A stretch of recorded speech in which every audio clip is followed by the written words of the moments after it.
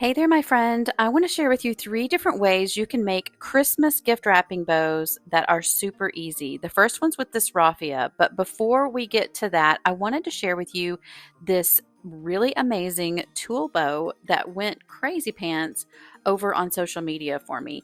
I will link the video to that one as well. But back to the raffia, this one is just kind of like a sleeper material. A lot of people don't think to use raffia, and I'm here to tell you that it is one of the most easy and forgiving materials to make bows with.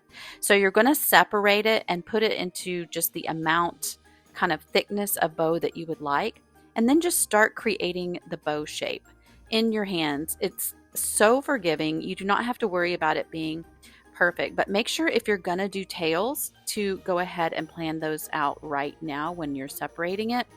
As you can see, I'm just kind of working with it and molding it into the shape that I want. Once I get the amount of tails, the length of tails that I want, I'm just going to cut that with the scissors. And I think the biggest secret with using raffia is just to be patient.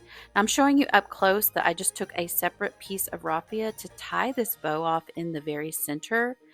And a lot of times, if you don't want tails, this little bow at the top is a cute bow as well. But I wanted tails just to kind of show you how you can make it look a lot more substantial.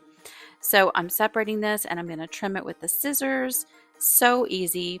And then I got a little bit in the weeds trying to perfect all the loose ends. But once I got those kind of trimmed up, you see how there's like a thick little piece right there? I ended up doing that. And I don't know if that was just my particular bag of raffia I got. I don't recall this ever being the situation, but got rid of all of those. And then I was left with my bow shape that we tied off in the middle with just a simple piece of the raffia itself. I'm going to even up the tails as well. But if you like videos like these, give it a thumbs up, and you know the drill. Subscribe and hit that notification bell if you have not already, because I really want to get these videos in your hands every single week. Okay, so again, I am just being picky with the way that the little tassels are looking on the ends of these tails. But once I got them fixed the way I wanted, I'm going to take this piece of bling. This is optional, but I think it really makes the bow pop for your gift and makes your recipient feel like you took extra special time for them. And I will link the bling I use in this video. All right, so now that I have the bow, I'm just kind of scrunching it. Again, it's so forgiving, y'all. Check out how I have placed it on a regular brown craft paper or gift wrapping for it to give it just like this really simple but tasteful, elegant, different look than what is expected. All right, so bow number 2 is really fun, and you can use these for all sorts of occasions. The first one that comes to mind for me is always like a birthday, because I feel like when I was young, I would get gifts with these curling ribbon bows all the time. So you just want to take your ribbon and wrap it around the front and back of the gift wrapping box. And you see how my tail wasn't long enough, so I'm pulling it and adjusting it from the back to make it a little bit longer. And you can just eyeball this and do this as you go. But once you get it even, I'm going to weave it underneath and tie it in a knot right here, just to kind of have it stop. And then I'm going to pull off. It doesn't matter the length. It's just kind of whatever you think that you want for the length of this first section of the bow. So this bow is going to be in parts. So I'm going to trim that off right there. And now we have our basic bow. So we've wrapped the box with the ribbon, the 2 ribbons. Now you can do this with 1 ribbon too, but I like it with even 3, 4, and 5 colors. I think it can be so pretty. But I'm kind of sticking to a Christmas theme here since we are about to be in Christmas mode. So then you're going to take a second set of ribbon, weave it underneath that first set, tie it in a simple knot right over that first section that you did, and then cut it off. And again, you see I'm not measuring, I'm not being picky. It's just a little blob of ribbons, but now we're going to start curling. That's where the magic happens. You literally take the back of your scissors and pull. Back of your scissors against your thumb and pull the ribbon. Now you'll get better at this as you go, but it's so addicting, so fun. The harder you press down against your thumb, the tighter the little ribbon curl will be, and the looser you do it, the looser the ribbon will be.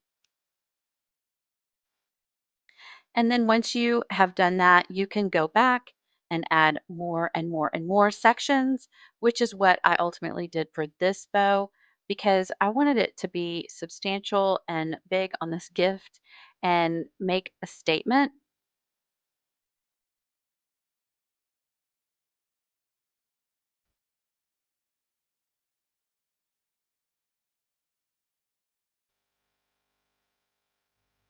So I'm going back and curling the second layer of two that I added. And if you notice, I'm not curling every single piece of ribbon because I want to keep some of them longer, but um, most of them are going to get at least a little pull right there. And this is how it turned out. I think I did 3 sets of two, so 6 ribbons. And then it's just a fun little look. I can see a cute gift tag on there, really making it pop. Now, for the finale, we're going to do the tulle ribbon bow.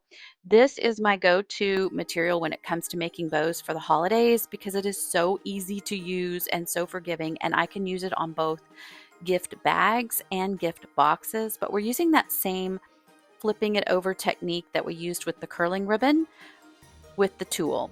Now, the tulle bow that I showed you at the beginning of the video, I linked.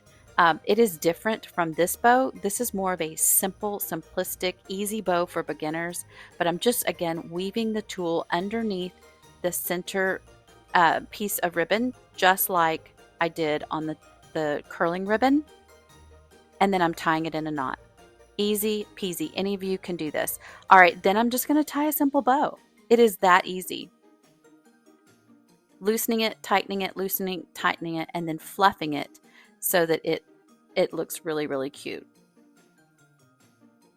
This is where you could actually do the other tulle bow technique if you decided to, but I'm just trimming the tails, and of course, true to form, I'm not going to leave this bow alone. Even though it's simple and ready to go, I am going to actually go back and add a little pop of the bling.